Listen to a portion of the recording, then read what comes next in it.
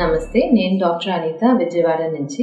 ఈరోజు ఇన్ఫర్టిలిటీ అంటే ఏంటి, డాక్టర్ని ఎప్పుడు కలవాలి, నీ వైపు నుంచి న్యాచురల్ ప్రెగ్నెన్సీ అందడానికి ఏం ప్రయత్నాలు చేయొచ్చు అనేది డిస్కస్ చేద్దాం. మ్యారేజ్ అయ్యి 2-3 months అయ్యింది, ప్రెగ్నెన్సీ అందట్లేదు అని డాక్టర్ని కలవడం అవసరం లేదు. న్యాచురల్ ప్రెగ్నెన్సీ అందడానికి మినిమం 1 year అయినా పడుతుంది. సో మ్యారేజ్ అయ్యి 1 year or 1.5 years అయ్యింది, వైఫ్కి రెగ్యులర్గా పీరియడ్స్ వస్తుంది, హస్బెండ్ వైఫ్ రెగ్యులర్గా దగ్గర ఉంటున్నారు, అయినా ప్రెగ్నెన్సీ అందట్లేదు అయితే అప్పుడు డాక్టర్ని కన్సల్ట్ అవ్వాలి. In case wife age 35 and above ఉన్నిందైతే, ప్రెగ్నెన్సీ న్యాచురల్గా ప్లాన్ చేసుకున్నారు, ప్రెగ్నెన్సీ అందకపోతే 1 to 1.5 years వెయిట్ చేయకుండా 6 months లోపల ప్రెగ్నెన్సీ ప్లాన్ చేసుకుని అందకపోతే డాక్టర్ని కన్సల్ట్ అవ్వాలి. ఎందుకైతే 6 months తర్వాత న్యాచురల్ ప్రెగ్నెన్సీ ఛాన్సెస్ అనేది తగ్గుతుంది. ఫీమేల్స్కి ఎగ్ ఉంటుంది, ఎగ్ అనేది 35 తర్వాత ఎవరికైనా తగ్గడం మొదలవుతుంది, అందువల్ల ప్రెగ్నెన్సీ ఛాన్సెస్ కూడా తగ్గుతుంది.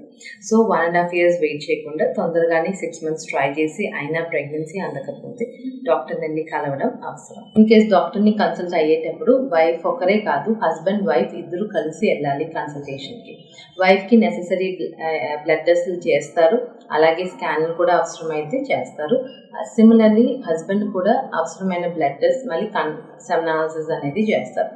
సెమ్నాలిసిస్ రిపోర్ట్లో కౌంట్ ఒకటే కాదు, 3 parameters ఉంటుంది. ఫస్ట్ అనేది కౌంట్, నెక్స్ట్ మూవ్మెంట్, కదలిక ఆఫ్ ది స్పర్మ్స్, థర్డ్ అనేది morphology, shape of the sperms. ఇవి 3 చూసి సెమ్నాలిసిస్ రిపోర్ట్ కరెక్ట్గా ఉందా లేదా అనేది డాక్టర్ ఎక్స్ప్లెయిన్ చేసేదానికి కుదురుతుంది. సెమ్నాలిసిస్ అనేది ఎప్పుడు ఒకేలాగా ఉంటుంది, రిపోర్ట్స్ అనేది ఎప్పుడు అప్స్ అండ్ డౌన్స్ అనేది ఉంటుంది. ఇది న్యాచురల్గా అందరికీ జరిగేదే.